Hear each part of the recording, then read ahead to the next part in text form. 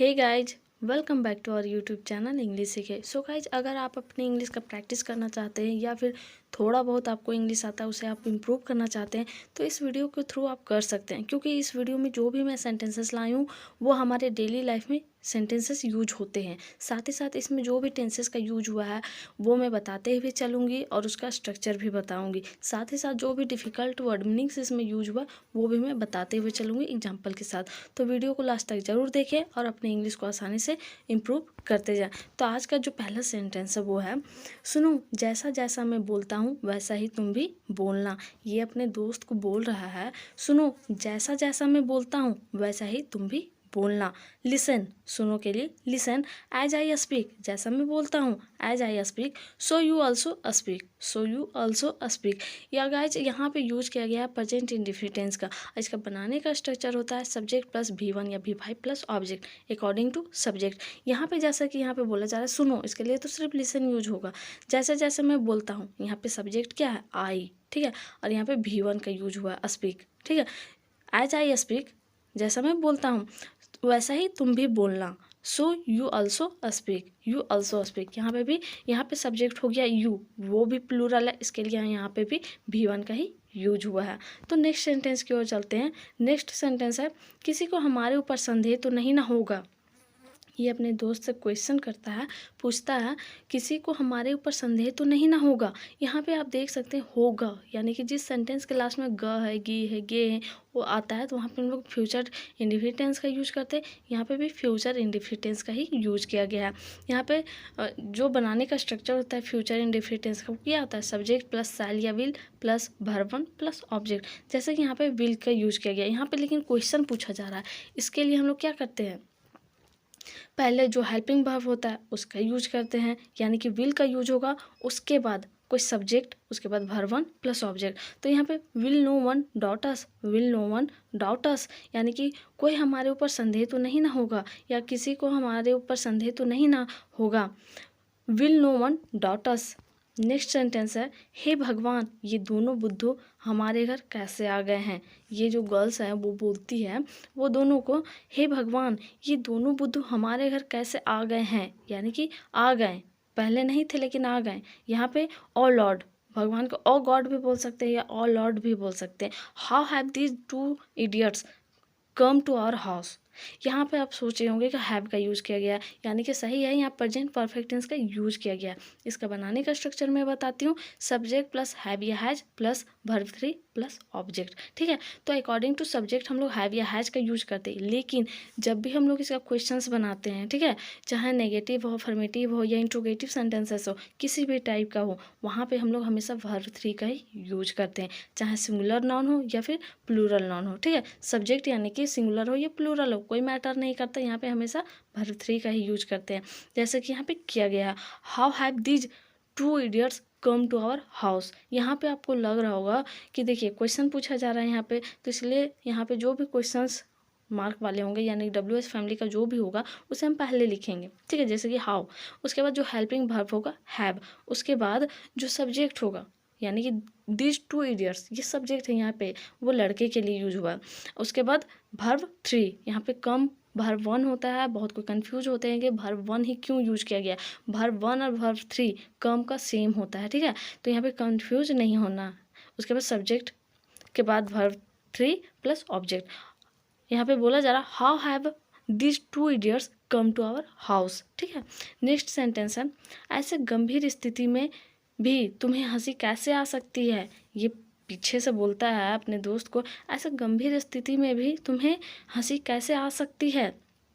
सकती है यानी कि कैन वाली बात आ गई, यहाँ पे जहाँ पावर या एबिलिटी की बात आती है वहाँ पे हंसना। जैसा अब एक तरह से मान लीजिए कि आपको बहुत ही क्रिटिकल सिचुएशन से जा रहे हैं, बहुत ही प्रॉब्लम में, और कोई हंसे तो गुस्सा से बोलता है ना, तो यहाँ पे एक तरह से पावर वाली बात आती है, कैसे हंस सकते हो। तो how can you laugh in such a critical situation, how can you laugh in such a critical situation. यहाँ पे ऐसे गंभीर स्थिति में भी तुम्हें हंसी कैसे आ सकती है, how can you laugh in such a critical situation. Next sentence है, तुम भी यहाँ आ जाओ और अपने लिए कुछ कपड़े छांट लो। ये अपनी फ्रेंड को बोलती है तुम भी यहाँ आ जाओ और अपने लिए कुछ कपड़े छांट लो। ये सिंपल टेंस में ही बोला गया है guys. You also come here and sort out. Sort out का मतलब होता है छांटना, ठीक है, सेलेक्ट करना। You also come here and sort out some cloth for yourself. For yourself यानी कि अपने लिए। You also come here and sort out some cloth for yourself. यानी कि गाइज यहाँ पे सॉर्ट आउट का मतलब होता है यानी कि सेलेक्ट भी यूज़ कर सकते हैं। सॉर्ट आउट मतलब कि कोई चीज़ जो पसंद है उसे साइड करके रखना, यानी कि अपने लिए छांटना, ठीक है। नेक्स्ट जो सेंटेंस है वो है मैंने जो कुछ भी तुम लोगों को बताया है वह किसी को मत बताना। ये अपने फ्रेंड को समझाती है, बोलती है मैंने जो कुछ भी तुम लोगों को बताया वह किसी को मत बताना। Whatever I told you guys, whatever I told you guys don't tell anyone. तो पहला जो सेंटेंस है वहाँ पे हम लोग पास्ट इंडेफिनिट टेंस का यूज़ किए हैं। इसका बनाने का स्ट्रक्चर होता है subject plus V2 plus object, ठीक है। तो यहाँ पे सब्जेक्ट क्या हुआ, आई सब्जेक्ट है और यहाँ पे टेल का V2 टोल्ड और फिर यू गाइज, ठीक है, ऑब्जेक्ट।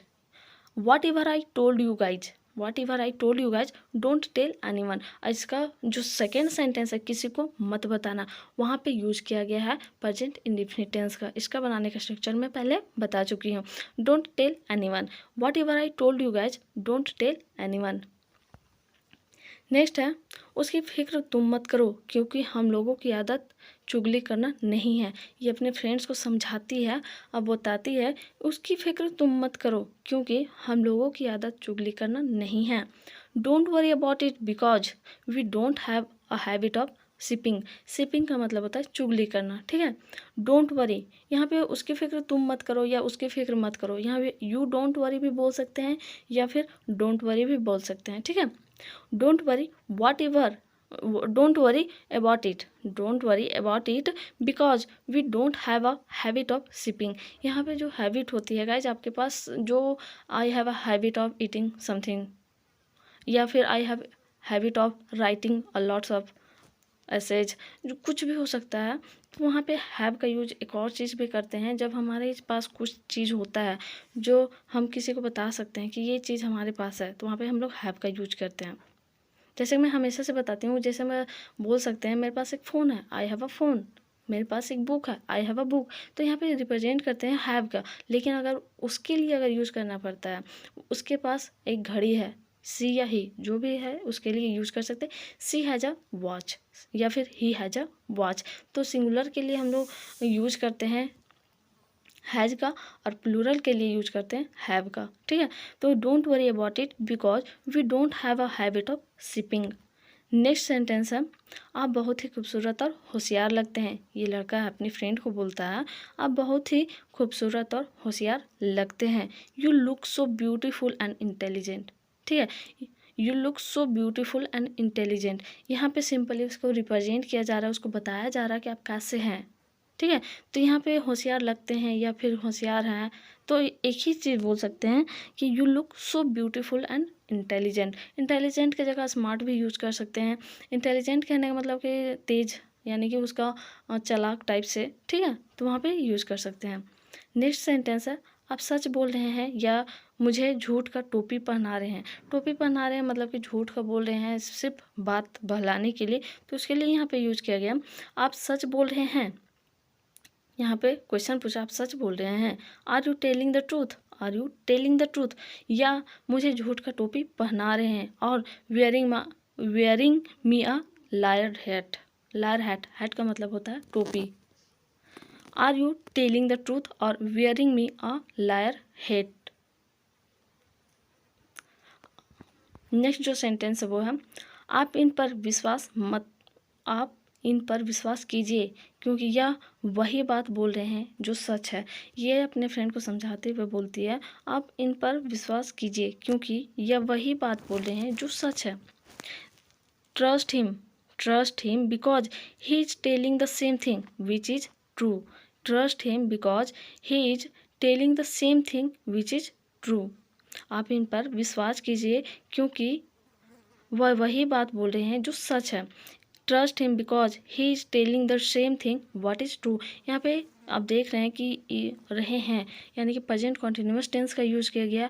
इसका बनाने का स्ट्रक्चर होता है सब्जेक्ट प्लस इज एम या are plus verb four plus object. ठीक है, वर्ब फोर यानी हमेशा किसी भी कंडीशन में सेंटेंस हो, नेगेटिव हो, इंट्रोगेटिव हो या फिर अफर्मेटिव सेंटेंसेस हो, वहाँ पे हमेशा हम लोग वर्ब फोर का ही यूज करते हैं, चाहे सिंगुलर हो या प्लूरल, उसके अकॉर्डिंग हम लोग यूज करते हैं जो हेल्पिंग वर्ब होता है, और हमेशा वर्ब फोर का ही यूज करते हैं। जैसे कि यहाँ पर बोला जा रहा है trust him because he is telling the same thing which is true. ठीक है, नेक्स्ट जो सेंटेंस है वो है क्या मैं इतनी बड़ी तारीफ की वजह जान सकती हूँ।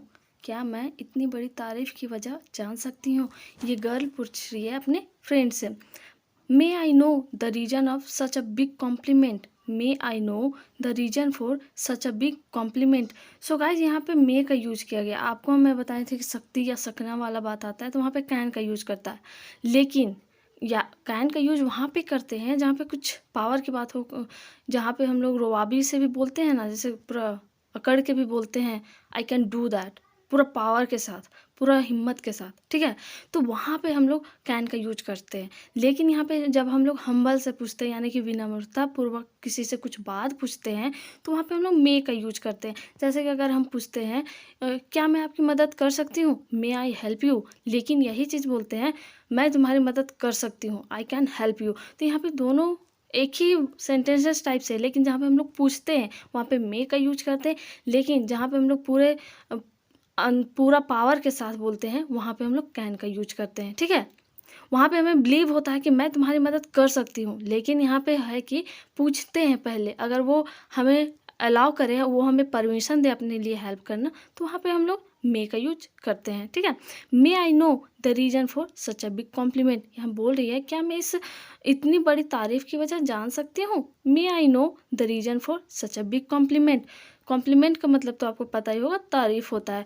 सो गाइज आज का सेंटेंसेस यहीं तक था, लेकिन जो पिछले वीडियो में मैं 3 सेंटेंसेस दी थी उसका प्रैक्टिस के लिए वो मैं बताई हूँ, और उसको आप मैच कर लीजिए, या नहीं बनाए होंगे तो रिवीजन कर लीजिए साथ में, और जब भी मैं बोलती हूँ उसके साथ साथ आप भी प्रैक्टिस कीजिए। इससे आपको होगा कि जो भी आपका हिचक है, मतलब हिचकिचाहट होती है बोलने में या फिर असहाय फील होता है, तो वो हटेगा। ठीक है, तो चलिए देखते हैं क्या है। पहला जो था, तुम्हारे मन की खुशी तुम्हारे चेहरे में झलक रही है।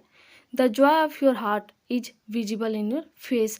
The Joy of your heart is visible in your face.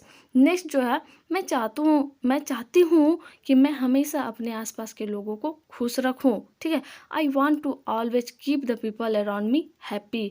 I want to keep the people around I want to always keep the people around me happy. ठीक है, तीसरा जो था, आजकल अपने हक की चीज़ मांगना ही सबसे बड़ी गुनाह है। आजकल अपने हक की चीज़ मांगना ही सबसे बड़ी गुनाह है। Nowadays asking for what you deserve is the biggest sin. Sin होगा गाइस, यहाँ पे पाप के लिए होता है, पाप के लिए भी सीन यूज करते हैं, या फिर गुनाह, पाप तो सेम होता है ना, तो यहाँ पे सीन का यूज कर सकते हैं। नाउ डेज का मतलब होता है आजकल।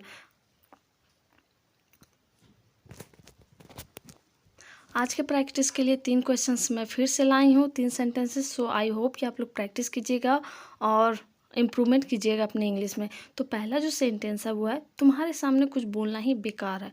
तुम्हारे सामने कुछ बोलना ही बेकार है। दूसरा, जब तुम्हें सब कुछ पता है तो फिर क्यों बोलती हो। जब तुम्हें सब कुछ पता है तो क्यों बोलती हो। तीसरा, जो हुआ सो हुआ, लेकिन अब यह गलती दोबारा कभी नहीं करूँगी। जो हुआ सो हुआ, लेकिन अब यह गलती दोबारा कभी नहीं करूँगी। सो गाइज, आज तक जो आप लोगों ने टाइम वेस्ट किया सो किया, लेकिन अब दोबारा टाइम वेस्ट मत कीजिएगा, और अपने इंग्लिश को इम्प्रूव करने में, अपने गोल के अचीव करने में अपना टाइम ज़रूर लगाइएगा। तो वीडियो से अगर कुछ जाना हो, कुछ नया सीखा हो तो प्लीज़ सब्सक्राइब करें, एंड उससे पहले thanks for watching my video, and like करें, शेयर करें, एंड चैनल को सब्सक्राइब करें अगर नहीं किए हैं, और कमेंट करना ना भूलें। Thank you so much again.